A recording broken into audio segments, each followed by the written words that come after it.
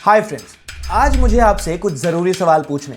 क्या आपको पता है कि वो कौन सा देश था जिसने इंडिया को सपोर्ट किया था पोखरण न्यूक्लियर टेस्ट के बाद, जब यूएस और यूके ने इंडिया पर इकोनॉमिक सैंक्शंस लगाए थे? या वो देश जिसने इंडिया का साथ दिया था बांग्लादेश वॉर और इमरजेंसी पीरियड में और वेस्टर्न नेशन से अलग स्टैंड लिया? या फिर ऐसा देश जो इंडिया को ओपनली सपोर्ट करता है चाइना और पाकिस्तान के मामले में और उनके एक्शंस को कंडेम करता है? आप सोच रहे होंगे कि ये तो रशिया ही होगा, राइट? वैसे भी इंडिया का सबसे पुराना दोस्त और भरोसेमंद दोस्त रशिया ही रहा है। लेकिन लेट मी टेल यू, आपका जवाब गलत है, क्योंकि ये दोस्त रशिया नहीं बल्कि फ्रांस है। आई नो कि आप लोग हैरान हो गए होंगे। वेल, आप अकेले नहीं हैं, क्योंकि बहुत सारे लोगों को इंडो फ्रेंच कनेक्शन के बारे में नहीं पता है। साथ ही साथ ये भी समझते हैं कि इंडिया ने फ्रांस के साथ कौन से सीक्रेट डील्स और मिशन साइन किए हैं। तो चलिए समझते हैं इस इंडो फ्रेंच कनेक्शन को। मेरा नाम है सुधांशु और आप देख रहे हैं क्लैरिटी कास्ट।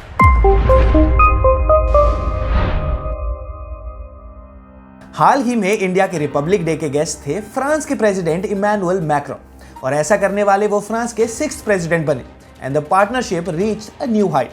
इस मिशन के दौरान इंडिया फ्रांस के बीच काफी इंपॉर्टेंट स्ट्रेटेजिक डील्स भी साइन हुई और प्रेसिडेंट मैक्रोन नजर आए इंडियन स्टूडेंट्स के साथ फ्लुएंट फ्रेंच में इंटरैक्ट करते हुए।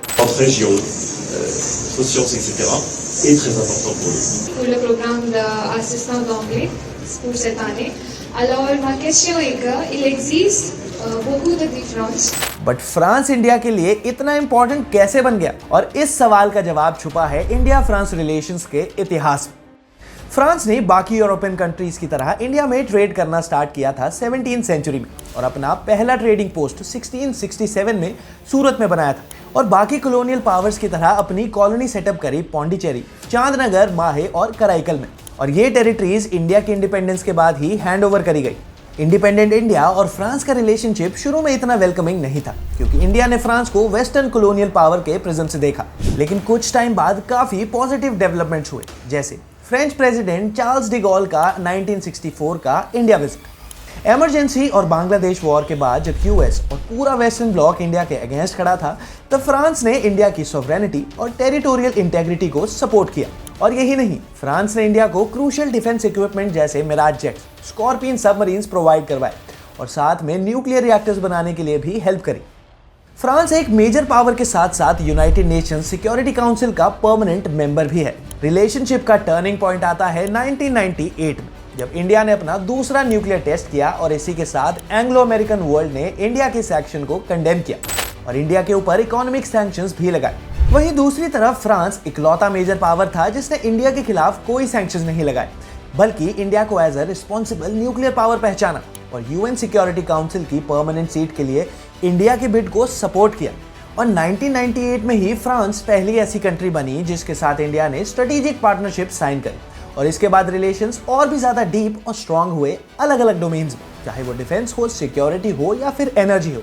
और ऐसा इसलिए हुआ क्योंकि फ्रांस और इंडिया वर्ल्ड का एक कॉमन विजन शेयर करते हैं, which is multipolar world order, जहां एक या दो देश मिलकर वर्ल्ड ऑर्डर को डिसाइड नहीं करते, जैसे हमने यूएस और सोवियत यूनियन के दौर में देखा था, बल्कि there will be multiple poles of power like India, Europe, US, Russia and China, और सभी देश अपनी स्ट्रेटेजिक ऑटोनॉमी एक्सरसाइज कर सकते हैं और कोऑपरेट कर सकते हैं ग्लोबल इश्यूज पर।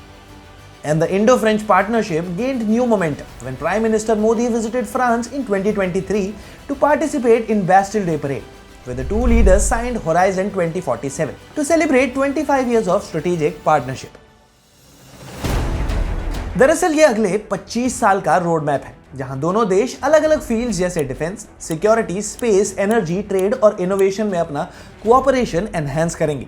और इसके साथ they will form a joint partnership in critical technology like artificial intelligence and quantum computing. और जब ग्लोबल वर्ल्ड ऑर्डर मेस में है, जहां मेजर पावर्स डिक्लाइन कर रहे हैं, चाहे वो यूक्रेन वॉर के बाद रशिया का रिड्यूस्ड ग्लोबल स्टैचर हो या फिर उसका जरूरत से ज्यादा चाइना पर डिपेंडेंट होना, और इसी के साथ चाइना का as a military and economic power के रूप में राइज करना और चैलेंज करना यूएस डोमिनेटेड वर्ल्ड ऑर्डर को।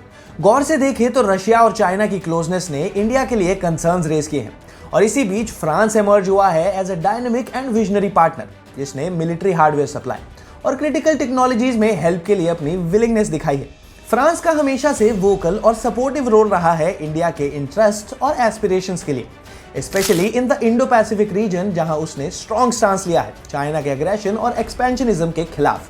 बट आप सोच रहे होंगे कि रशिया के साथ तो हमारी काफी सारी डिफेंस डील्स होती हैं और फ्रांस शायद वो मैच ही ना कर पाए। तो चलिए देखते हैं फ्रांस के साथ इंडिया के कितने डायमेंशंस में पार्टनरशिप्स है। शुरू करते हैं डिफेंस से। वैसे तो 2007 में फ्रांस केवल 0.37% ऑफ डिफेंस एक्सपोर्ट करता था, लेकिन 2021 में यह आंकड़ा 50% तक पहुंच गया। And in recent times France एक मेजर सोर्स बना है मिलिट्री हार्डवेयर का। और हाल ही में इंडिया ने 7.8 बिलियन यूरोज में 36 जेट्स खरीदे और प्रोजेक्ट 75 के अंडर 6 सबमरीन्स बनाई गई नेवल ग्रुप द्वारा 3.4 बिलियन यूरोज में। और यही नहीं, एयरबस और टाटा ग्रुप ने जॉइंट वेंचर में इंडिया की पहली हेलीकॉप्टर असेंबली फैक्ट्री बनाने के लिए 600 मिलियन यूरोज का इन्वेस्टमेंट किया, जो made in India H-125 helicopters बनाने में हेल्प करेगा। वहीं इंडियन नेवी भी 26 रफाल मरीन फाइटर जेट्स, जिनकी वैल्यू रफली 5 बिलियन यूरोज है, खरीदने के लिए नेगोशिएशन स्टेज पर है। Indo Pacific region. दोनों देशों का इंडो पैसिफिक रीजन में सिक्योरिटी और स्टेबिलिटी इंश्योर करने में शेयर्ड इंटरेस्ट है, जहां दोनों देशों के वाइटल इंटरेस्ट्स और स्टेक्स हैं। और आपको जानकर हैरानी होगी कि फ्रांस इंडियन ओशन में अपनी फिजिकल प्रेजेंस रखता है और उसकी टेरिटरीज है रियूनियन आइलैंड और मेयोट। और इसी वजह से दोनों कंट्रीज ने reciprocal logistics support agreement sign किया है, जो उनकी नेवीज को एक दूसरे के बेसिस और फैसिलिटीज का एक्सेस प्रोवाइड करवाता है। Because both the countries realize the need for strategic imperative to check China's growing assertiveness and maritime expansion in the region. Energy.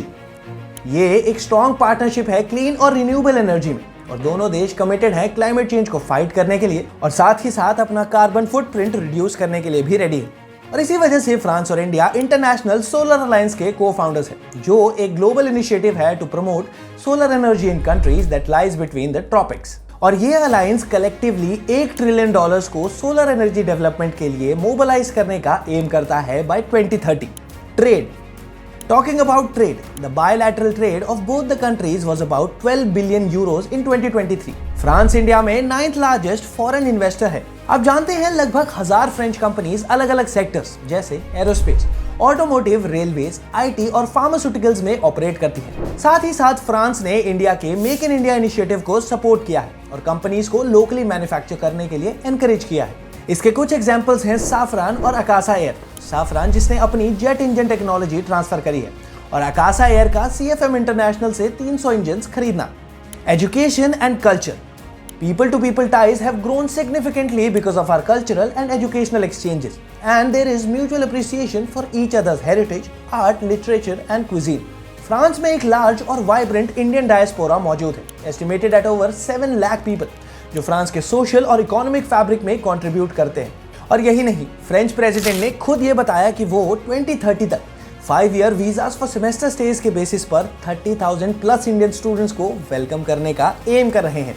We want to have 30,000 students in France coming from India by 2030. और आपने देखा होगा कि Indian metro cities के schools में 5th class के बाद हिंदी और संस्कृत के बाद 3rd लैंग्वेज फ्रेंच होता है। Let me tell you why. Because France is a leader in innovation and research, especially in fields like aerospace, engineering, energy and biotechnology. और फ्रेंच सीखने से इंडियन स्टूडेंट्स के लिए न्यू अपॉर्चुनिटीज ओपन होती है, not only in France but also in other Francophone countries such as Canada, Switzerland, Belgium and many African countries. Space. New space India limited यानी NSIL, जो इसरो का commercial arm है, वो अब टाई अप करेगा Ariane space के साथ satellite launches के लिए और इंडिया के स्पेस एम्बिशंस को पूरा करने के लिए, and will seek to take a bite of 486 billion market. तो ऐसे मल्टी डायमेंशनल रिलेशंस रशिया के भी बियॉन्ड जाते हैं, और इसी वजह से आज फ्रांस इंडिया की फॉरेन पॉलिसी का एक इंपॉर्टेंट पार्टनर है। फ्रांस और इंडिया ने प्रूव किया है कि they are reliable and dependable partners for each other, especially in times of crisis and uncertainty. लेकिन कहना कि France is the new Russia for India शायद फेयर नहीं। इंडिया को वर्ल्ड लेवल पर बड़ा रोल प्ले करने के लिए और अपने स्ट्रेटेजिक गोल्स पूरे करने के लिए दोनों फ्रांस और रशिया को साथ लेकर चलना पड़ेगा, और इन दोनों पार्टनर्स की इंडिया को जरूरत पड़ेगी। इंडिया ने एक multi alignment foreign policy adopt किया है, जिसका मतलब है कि वो किसी भी ब्लॉक या कंट्री से अलाइन नहीं करता है, रादर अलग अलग कंट्री से एंगेज करता है based on it's interest and values. आपको क्या लगता है कि फ्रांस सच में इंडिया के लिए नया रशिया है? हमें कमेंट्स में बताइए। वीडियो अच्छा लगा तो लाइक कीजिए, शेयर कीजिए, कमेंट कीजिए और क्लैरिटी कास्ट को सब्सक्राइब करना ना भूलिए। मेरा नाम है सुधांशु और आप देख रहे हैं क्लैरिटी कास्ट।